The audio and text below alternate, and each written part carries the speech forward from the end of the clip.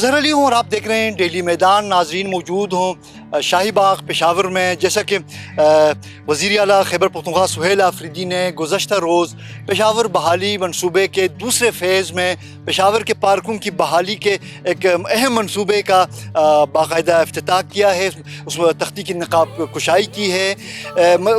پارکوں کی بحالی کا جو منصوبہ ہے خیبر پختونخوا حکومت نے جس کا اعلان کیا ہے 1 ارب روپے کا منصوبہ ہے. اس منصوبے کے تحت شہر میں پہلے سے واقعی جو 34 جو پارکس ہیں ان کی بحالی کا کام مکمل کیا جائے گا. پارکوں میں فیسلٹیز کو بڑھایا جائے گا. پارکوں میں جو سبزہ پھولوں پودوں اور ان کے جو بینچز وغیرہ ہیں, لائٹنگ ہیں, پانی کی فراہمی ہے, اس طرح کے دیگر جو لازمی جو سہولیات ہیں ان کی فراہمی کے حوالے سے منصوبے کا آغاز کر دیا گیا ہے. اس منصوبے کی تکمیل کے بعد نہ صرف پشاور کے شہریوں کو سیر و تفریح کے بہتر مواقع میسر ہوں گے بلکہ اس سے شہر کی مجموعی خوبصورتی میں بھی اضافہ ہوگا.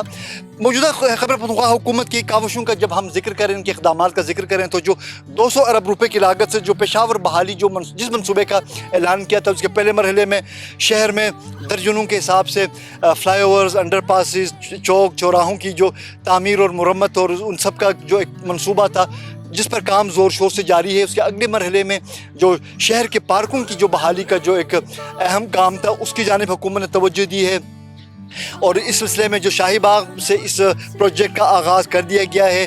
اور جو متعلقہ حکام ہیں ان کے مطابق یہ جو منصوبہ ہے اس پہ بھی تیز ترین رفتار کے ساتھ کام کرایا جائے گا, اور یہ بھی تقریباً مہینہ ڈیڑھ میں یہ منصوبہ بھی مکمل ہوگا. اور توقع یہ کی جا رہی ہے کہ اگست کے آخر تک یہ جو پارکوں کی بحالی کا یہ منصوبہ ہے یہ بھی تکمیل کو پہنچ جائے گا, جس کے ساتھ ہی پشاور میں سیر و تفریح کے جو نئے اور بہتر جو مواقع ہیں وہ شہریوں کے لیے میسر ہوں گے. میدان ڈیجیٹل ٹیم کے ساتھ اظہر علی کو شاہی باغ سے اجازت دیجیے. اللہ حافظ.